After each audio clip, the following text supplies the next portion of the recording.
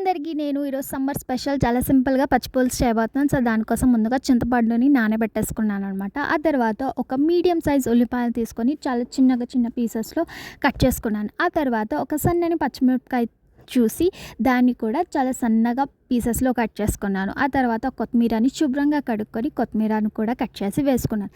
ఇందులోని నేను టేస్ట్‌కి సరిపడా అంత ఉప్పు కూడా వేసుకున్నాను. ఆ తర్వాత ముందుగా నానబెట్టుకున్న చింతపండు వాటర్‌ని పాడేసి దాంట్లోనే కొద్దిగా వాటర్ వేసుకుంటూ చింతపండు గుజ్జుని వేసుకున్నాను.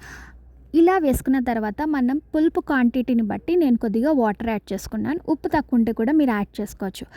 ఇది అయిన తర్వాత నేను ఒక చిన్న కడాయి పెట్టేసుకొని దాంట్లో కొద్దిగా ఆయిల్, జీలకర్ర అలాగే పసుపు వేసి తాలింపు వేసుకున్నాను. అంతే, ఎంతో టేస్టీ పచ్చిపులుసు రెడీ అయిపోయింది. నేను ఇక్కడ సైడ్ డిష్‌లో గోకరకాయ వడియాలు పెట్టుకున్నాను. మీరు ఇవన్నీ ఏమి లేకుండా సింపుల్‌గా ఆమ్లెట్ అయినా వేసుకొని తినొచ్చు. మీకు నచ్చినట్లయితే లైక్, షేర్ అండ్ సబ్స్క్రైబ్.